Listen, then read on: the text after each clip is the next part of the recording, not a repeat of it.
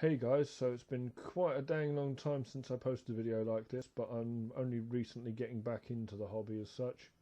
And I've got some bits and pieces of 40k kicking around, but I'm not actually starting an army of that as yet. But I am updating the army that I did keep hold of, which was my Warhammer Fantasy Dwarves. And I saw this on the shelf and I thought it looked pretty cool. It looks a bit better than the older gyrocopter for the dwarves, and so I've decided to try and make it multifunctional. So I'm going to attempt to magnetize the back half so that it can be both the gyrocopter and the gyro bomber, I think it is. Obviously not at the same time because that'd be strange. But yeah, so I'll stop now and come back after I've had a bit of a tinker, and I'll let you know how it went and how I did it. Okay, so I've put the magnets in place. I'll run through all that in a moment, and I've had a little bit of time, so I've painted it all up as well. There are a few aspects of this well, there's one thing that I magnetised that turns out you really don't have to, and also I would suggest not concentrating too much on the lower part of painting. And there's a couple of odds and sods that I did struggle with. There are some very fiddly parts to this to magnetise, which I would suggest, unless you've got a very steady hand, that instead you just make a choice and glue the parts in question in place. So yeah, the only part that is the same for both models is the cockpit, the gyrocopter cockpit. The cockpit itself, it suggests like you paint it in several steps as you go. I did follow the instructions, much to my dismay, and I've painted all his boots, all of the floorboards in the cockpit, all the dials, levers, and whatever else that are where you can't possibly see them. So yeah, I had actually attempted to magnetise the guy in place, but he's actually pretty stuck in there. You actually have to basically wedge the thing together with him inside. So that if I get another one of these, I won't actually be worrying too much about painting the lower half of him. I'll just be painting the visible section.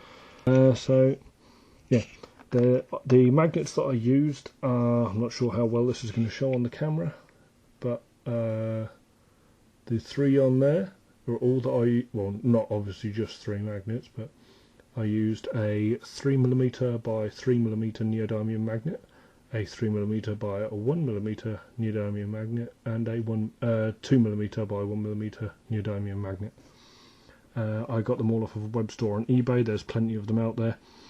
So I'll go through what I put and where. So in the front end of for all of the nose guns, I put one of the 3x1s in there.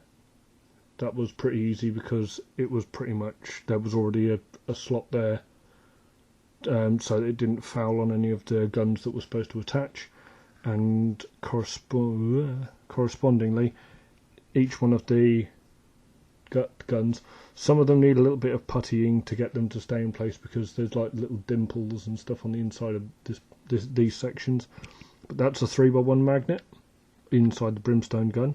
I had to putty in the top part of this away from the ball joint. I've just glued my ball joint in place because of putting a magnet in there. It was going to gum it up anyway, and it didn't really bother me that much having a moving turret. That's another 3x1, and this, because of, actually I don't know why I went with a different size magnet. Obviously there was plenty of space for a 3x1, but I used one of the 1x2s, and that actually holds just fine on its own as well. This one I had to actually embed in the plastic, trying not to puncture into the cannon so that it'd be visible. But I had to embed it because this butts right up against the inside where I put that magnet. So yeah. Anywho, for the rear of the actual the cockpit piece, ignoring the magnet in the middle, that was the magnet I was using to try and hold the guy inside, but that became pointless. But so the top magnet and the bottom magnet are, but the top magnet is I believe it's just a 3x1, and the lower one, because I had more of them spare, I used a 3x3 because there was plenty of space to mount it because of the thickness of the hull. So that's a 3x3, but you could use a 3x1 in there as well. It doesn't really matter. You use 2 magnets for stability, otherwise you end up with it swinging all over the place. Also, there is you can't see it very well, but there is a magnet. I had to widen the hole out inside this little spur that holds the rotor blades on. I sunk a 3x1 magnet inside there, which is because which, even though it doesn't actually connect with any of the rotor blades, is enough pull to hold them on quite stably.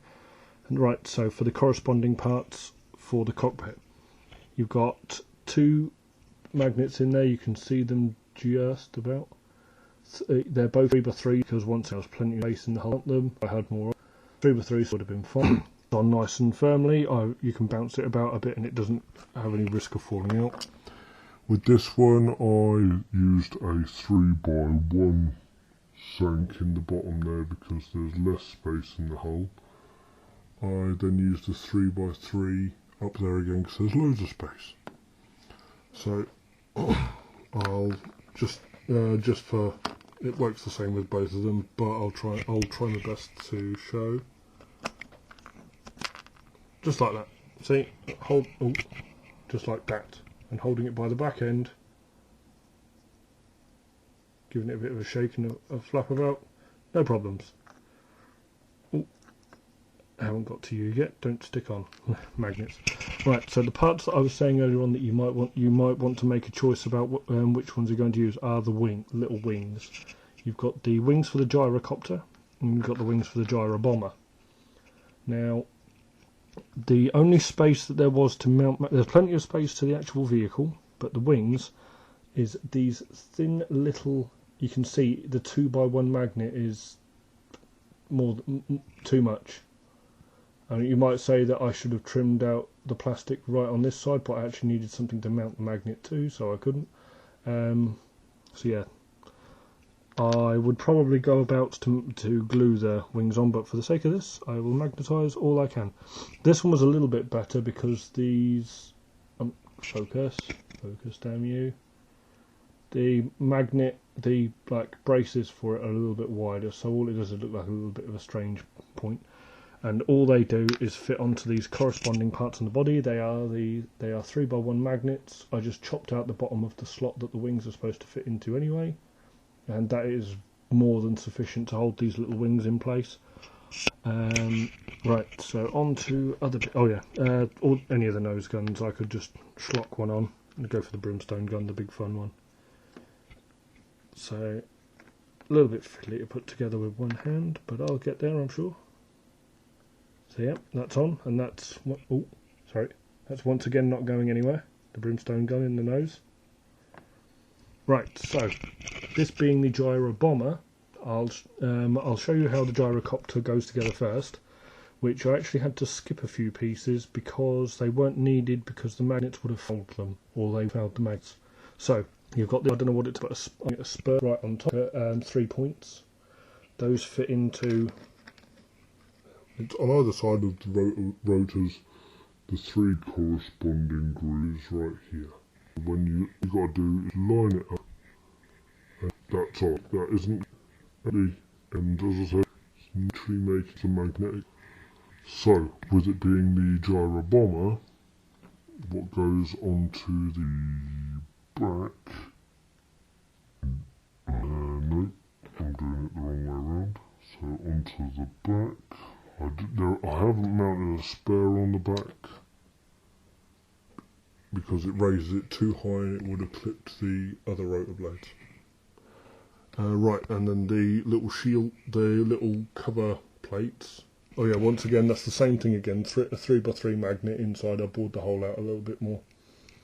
Then these are also 3x3 magnets that are on the inside of the small shield, which I've just put in place.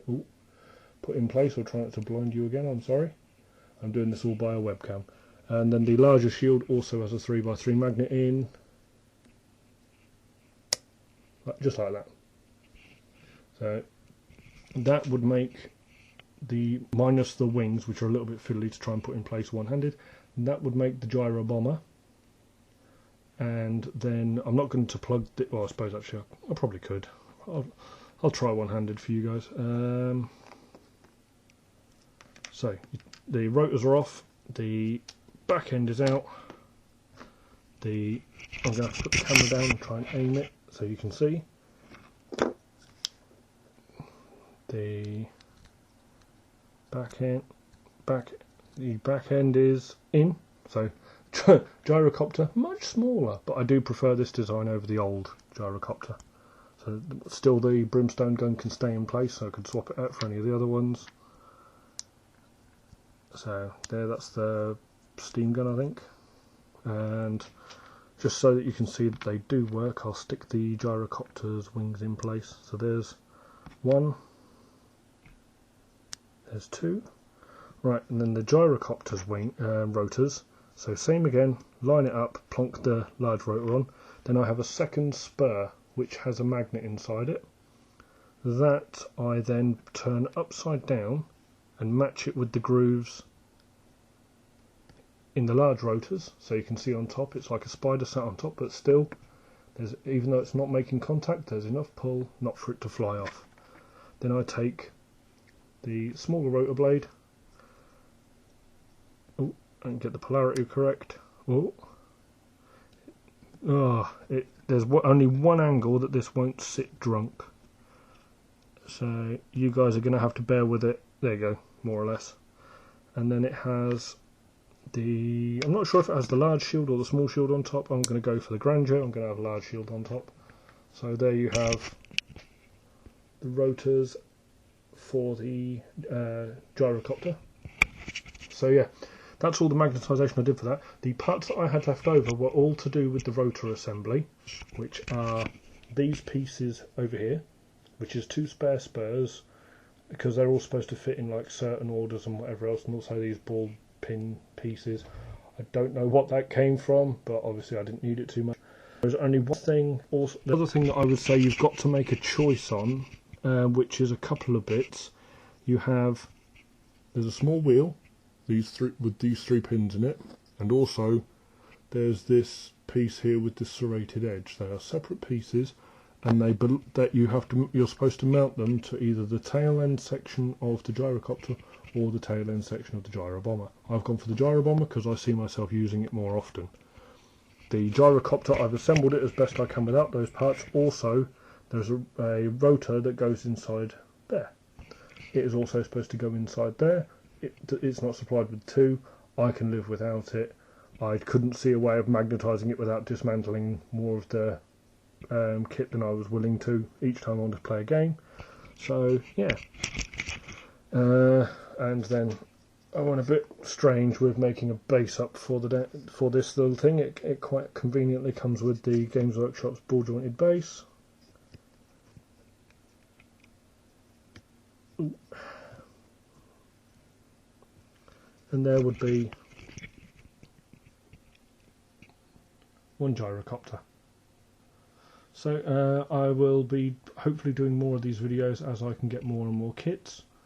I'll also be doing it on an actual camera rather than on a webcam. So yeah, any requests for kits, I will be listening. I'll be all ears. If anyone's got any requests on how to magnetize certain things, or anyone wants to reply with how they've magnetized things, I'm all ears.